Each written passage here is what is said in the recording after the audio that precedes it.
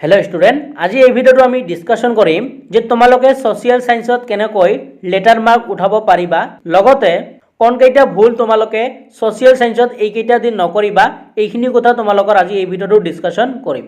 तेनहले बोला आज भिडिओ आमी स्टार्ट करिसु। तो सोशियल साइंसत प्रथमते तोमालोके तोमालोकर भूगोल इतिहास और अर्थनीति राजनीति जिमानखिनि चैप्टार आछे तोमालोके चैप्टार बल सिरियाली एटा कपित लिखि लोवा बा तोमालोके एखन पेजत लिखि लोवा।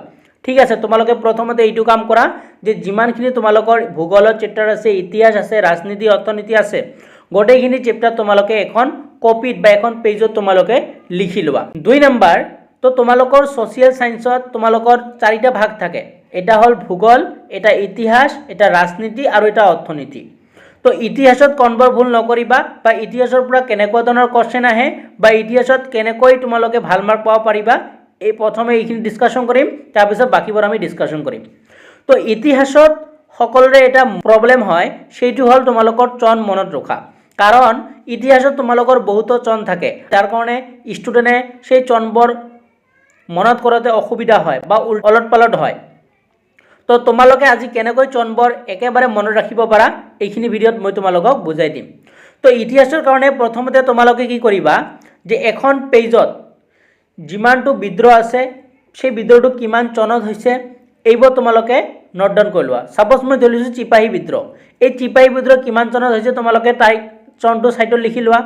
তাৰ পিছত এনেকৈ তোমালোকৰ ইতিহাসত যিমান চন আছে গোটেইখিনি তোমালোকে এখন পেজত লিখি লোৱা। যেটোত তোমালোকৰ কি লাভ হ'ব যে তোমালোকে ডেইলিকে যদি সেই পেজখনৰ ফৰ্মুলাবোৰ গোটেইখিনি যেটো তোমালোকে পেজটো লিখিলা সেই পেজৰ ফৰ্মুলাবোৰ যদি ডেইলি তোমালোকে এবাৰ কৈ চোৱা যিকোনো এটা টাইমত তোমালোকৰ ৰিভাইজ হৈ আছে আৰু তোমালোকে পৰীক্ষাৰ আগদিনা যদি তোমালোকে এই পেজখন মিলাই লোৱা তেনেহলে গোটেই চনটোৰ গোটেই বুকত যিমানখিনি চন আছে হয় গোটেইখিনি তোমালোকে অলপ সময়তে ৰিভিজন কৰিব পাৰিবা। তো তোমালোকৰ এইটো এটা ইম্পৰ্টেন্ট হয় যে তোমালোকৰ যেহেতু তোমালোকৰ ইতিহাসত এইটোই বেছি ভুল হয় চন মনত ৰখাটো। তো তোমালোকে এইটো কৰি লোৱা এখন তোমালোকে পেজত কি কৰা যিমানটো বিদ্ৰোহ আছে তাৰ এক্সপেক্টেড যিবোৰ চন আছে গোটেইখিনি তোমালোকে লিখি লোৱা। তাৰ পিছত ইতিহাসৰ পৰা আৰু এটা কাম কৰিব লাগিব সেইটো হল যে তোমালোকৰ চনৰ লগে লগে তোমালোকৰ তাত কাৰণ থাকে। সাপোজ এটা বিদ্ৰোহ আছে চিপাহী বিদ্ৰোহ তাৰ কাৰণ কি আছিল সেই কাৰণৰ পৰা তোমালোকৰ কোশ্চেন আহে বুজি পাইছা। সো তোমালোকে প্ৰত্যেকটো বিদ্ৰোহ কাৰণ তোমালোকে দুটা এটাকৈ জানি লোৱা যে কাৰণ কি আছিল বুজি পাইছা। তো ইতিহাসৰ পৰা তোমালোকৰ কাৰণ আহে। 3 নম্বৰ যেটো কৰিবা সেইটো হল তোমালোকৰ ফলাফল সেই বিদ্ৰোহটোৰ কি ফলাফল হল এইটো তোমালোকৰ পৰীক্ষাত আহে। তো ইতিহাসৰ পৰা তোমালোকৰ 3টা বস্তু ইম্পৰ্টেন্ট হয় এটা হল তোমালোকৰ চনটো 2 নম্বৰ সেই বিদ্ৰোহটোৰ কাৰণ বা সেই বিদ্ৰোহটোৰ ফলাফল। তো তোমালোকৰ সোশিয়াল সায়েন্সৰ বুকত যিমানটো বিদ্ৰোহ আছে প্ৰত্যেকটো বিদ্ৰোহৰ চন কাৰণ আৰু ফলাফল এই 3টা তোমালোকক ধুনিয়াকৈ মনত ৰাখিব লাগিব তেনেহলে তোমালোকে সোশিয়াল সায়েন্সত এটা ভাল মাৰ্ক পাব পাৰিবা। তাৰ পিছত মই ডিসকাশন কৰিম ভূগোলৰ বিষয়ে। এতিয়া ভূগোলৰ পৰা তোমালোকৰ এখন মেপ আহে হয় না নহয়। তো তোমালোকে এই মেপখন ভালকৈ পঢ়ি লোৱা কাৰণ তোমালোকৰ মেপৰ পৰা ইজিলি তোমালোকে এটা মাৰ্ক কেৰি কৰিব পাৰা। তো তোমালোকে ভূগোলৰ পৰা এইটো ভুল নকৰিবা তোমালোকে কি কৰা ভূগোলৰ পৰা তোমালোকে মেপখন তোমালোকে ইজিলি শিকি লোৱা। এতিয়া তোমালোকে শিকি লোৱা বুজি পাইছা। এতিয়া যিমান পাৰা তোমালোকে আঁকা তাৰ পিছত তোমালোকৰ ঠাইবোৰ বহুৱা শিকা। তো ভূগোলৰ পৰা তোমালোকে মেপখন কৰি লোৱা। তাৰ পিছত আমি ডিসকাশন কৰিম ৰাজনীতিৰ বিষয়ে। ৰাজনীতি বিজ্ঞানত তোমালোকৰ ইম্পৰ্টেন্ট হয় 1 নম্বৰ হল বৈশিষ্ট্য। তোমালোকৰ ৰাজনীতি বিজ্ঞানত বৈশিষ্ট্য বহুত থাকে তো তোমালোকে বৈশিষ্ট্যবোৰ পঢ়ি লোৱা তাৰ পৰা তোমালোকৰ কোশ্চেন আহে বুজি পাইছা। সো তোমালোকে যিমানখিনি বৈশিষ্ট্য আছে গোটেইখিনি তোমালোকে পঢ়ি লোৱা।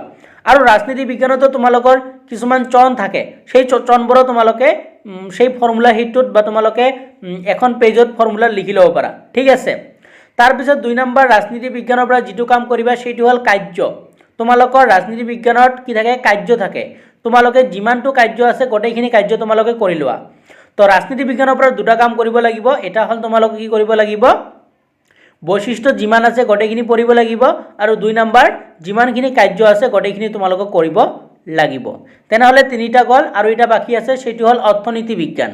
এতিয়া অৰ্থনীতিৰ পৰা তোমালোকে কি পঢ়িবা অৰ্থনীতিৰ পৰা তোমালোকে বেসিক্যালি তোমালোকৰ কোশ্চেন আহে কাক বলে মানে সংজ্ঞা দিয়া বুলি আহে ঠিক আছে। তো অৰ্থনীতিৰ পৰা তোমালোকৰ যিমান সংজ্ঞা দিয়া আছে গোটেইখিনি তোমালোকে ভালকৈ পঢ়া সংজ্ঞা দিয়া তোমালোকৰ অৰ্থনীতিৰ পৰা কোশ্চেন আহে বেছিভাগ আহে ঠিক আছে। 2 নম্বৰ অৰ্থনীতিৰ পৰা থাকে তোমালোকৰ পাৰ্থক্য। তো তোমালোকে অৰ্থনীতিৰ যিমান পাৰ্থক্য আছে গোটেইখিনি পাৰ্থক্য তোমালোকে পঢ়ি লোৱা। তো তোমালোকৰ পাৰ্থক্যৰ পৰা কোশ্চেন অৰ্থনীতিৰ পৰা আহে। তো অৰ্থনীতিৰ পৰা দুটা বিষয়ৰ ভিতৰত তোমালোকৰ বেছি কোশ্চেন আহে, এটা হ'ল সংজ্ঞা দিয়া আৰু এটা হ'ল পাৰ্থক্য। এই দুটা তোমালোকে ভালকৈ মনত ৰাখা বা তোমালোকে এইবোৰ ভালকৈ পঢ়ি লোৱা। তো এইখিনি আছিল তোমালোকৰ বস্তু। আৰু যিসকলে যদি সমাজ বিজ্ঞান একোই পঢ়া নাই তেনেহ'লে তেওঁলোকক কৈছোঁ এইকেইটা পইণ্ট তোমালোকে ভালকৈ কৰি লোৱা আৰু দিনত তোমালোকে দুটাকৈ চেপ্টাৰ কমপ্লিট কৰা তোমালোকেও পাৰিবা। আৰু যিসকলে পঢ়িছা তেওঁলোকে এইকেইটা ভুল নকৰিবা বা তোমালোকে যদি এইকেইটা ভুল কৰি আছা তেনেহ'লে ভুলকেইটা তোমালোকে শুধৰণি কৰা, ঠিক আছে। আৰু যিসকলে একো পঢ়া নাই তোমালোকে এদিনত দুটাকৈ চেপ্টাৰ কমপ্লিট কৰা আৰু তোমালোকে প্ৰপাৰ এখন টাইম টেবল বনাই লোৱা। তাৰপিছত যিটো মেইন যিটো পইণ্ট সেইটো হ'ল তোমালোকৰ ৰিভাইজ। এতিয়া তোমালোকে যিমানটো বস্তু কৰিলা সেই বস্তুখিনি তোমালোকে তেতিয়া লিখিব পাৰিবা যেতিয়া তোমালোকে ৰিভাইজ দিবা। চ' তোমালোকৰ এইকেইটা দিনত বেছিকৈ তোমালোকক ৰিভাইজৰ ওপৰত বেছি গুৰুত্ব দিব লাগিব। চ' তোমালোকে যিমানটো বস্তু কৰিবা গোটেইখিনি তোমালোকে ভালকৈ ৰিভাইজ কৰিবা, বুজি পাইছা।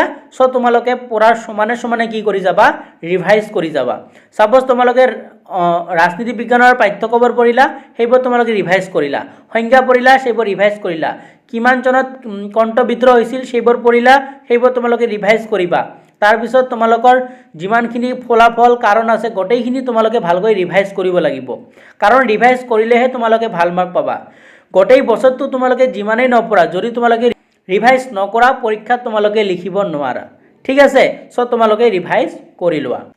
আৰু ইয়াতে তোমালোকে আৰু এটা কাম কৰিব পাৰা যিটো কামে তোমালোকক টাইম মেনেজমেণ্টতো সহায় কৰিব, সেইটো হ'ল প্ৰি ফাইনেল পেপাৰ।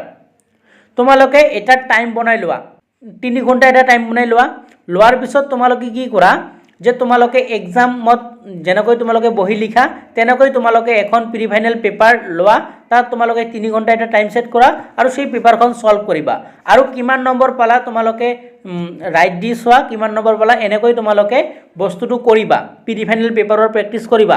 তেনেহ'লে কি হ'ব তোমালোকৰ পৰীক্ষাত যিটো টাইম মেনেজমেণ্ট সেই টাইম মেনেজমেণ্টটো তোমালোকৰ হ'ব, ঠিক আছে। তোমালোকক লিখাৰ প্ৰেক্টিছটো লাগিব, অনলি পঢ়িলে নহ'ব, তোমালোকক লিখাৰ প্ৰেক্টিছটো লাগিব। তো আশা কৰিছোঁ তোমালোকে আজি পইণ্টটো বুজি পালা।